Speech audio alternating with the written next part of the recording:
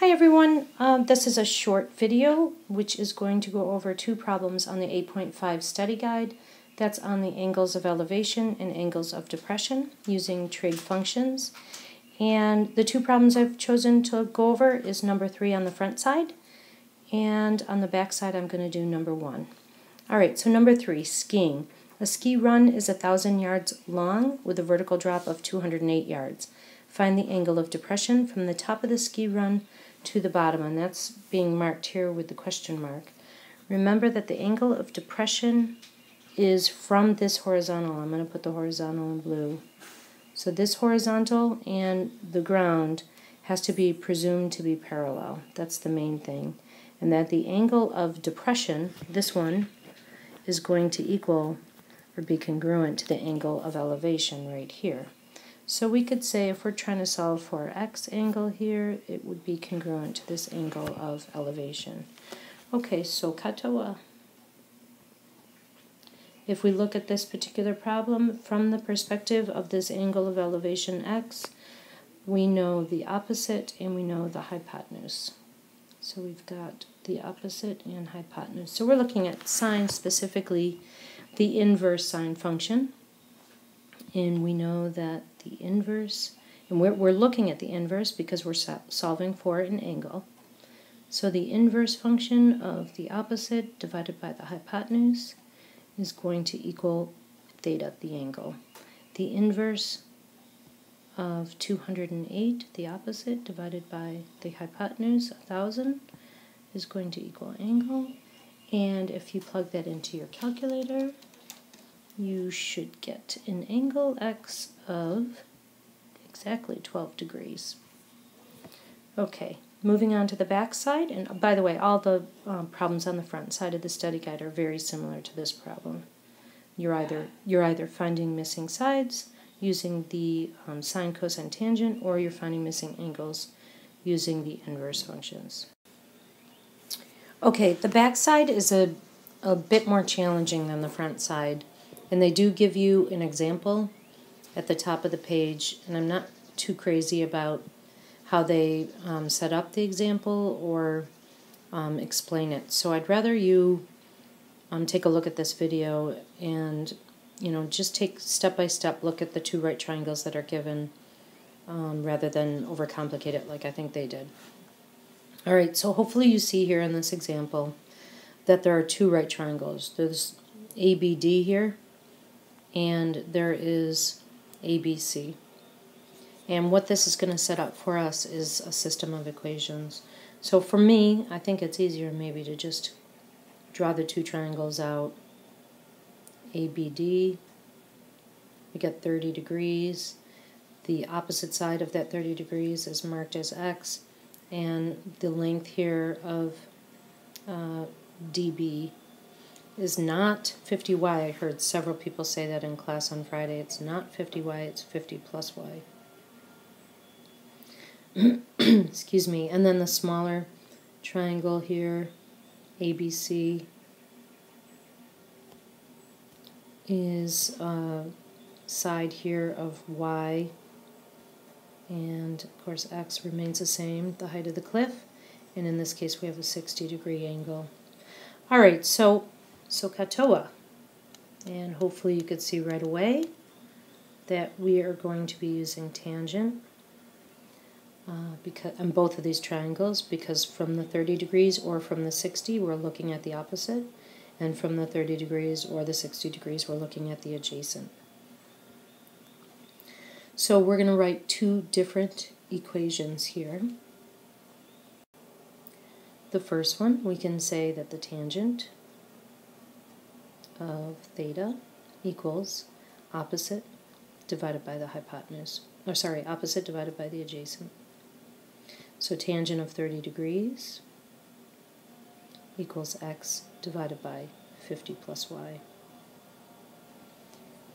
And when we go ahead and cross multiply that up, make sure that you understand that tangent of 30 degrees is just a number, it's a decimal.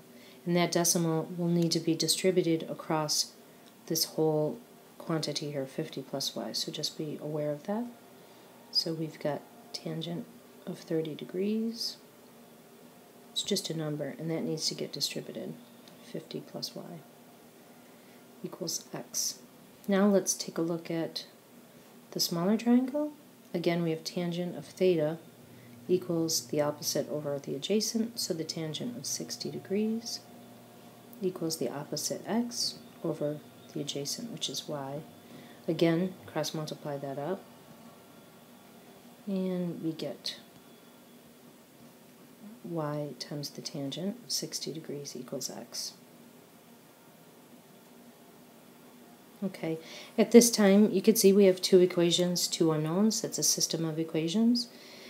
We could put tangent of 30 times the sum of 50 plus y, of 50 and y, equal to y times the tangent of 60, because if x equals this here, and x equals this, then they equal each other in a system. I think it's easier at this time to just turn each equation into decimals, get rid of the tangents, and just kind of simplify as much as you can. So here, the tangent of 30, and I'm going to use a lot of accuracy here. Oops, I want to stick with blue. Tangent of 30, I'm going to take it out to the 10,000ths place.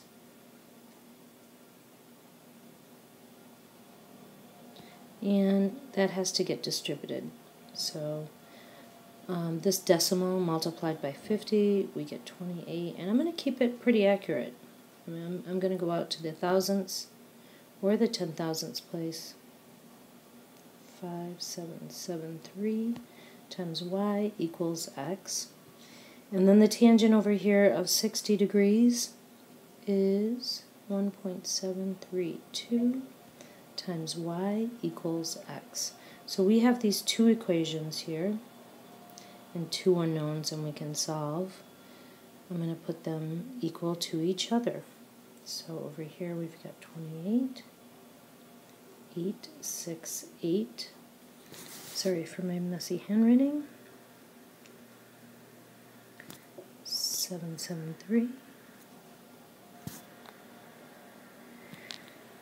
Y equals 1.732y.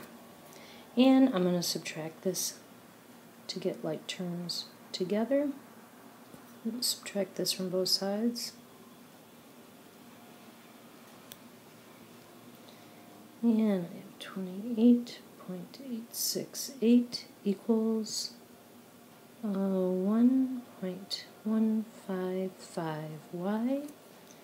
And then I'm going to isolate y by dividing both sides here.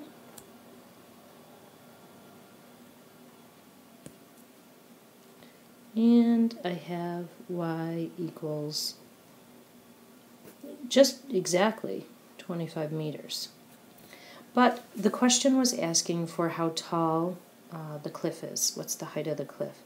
So we need to substitute 25 meters back in either one of these equations here. We could use either one, but of course this one's much simpler than this one. So that's the one I'm going to use. And I'm going to say that x equals 1.732 times y, and we just solve for y to be 25. And x comes out to be, let's say, well, I'm going to say exactly 43.3 meters. But the question asked us to round to the nearest meters, so that would say x is approximately 43 meters.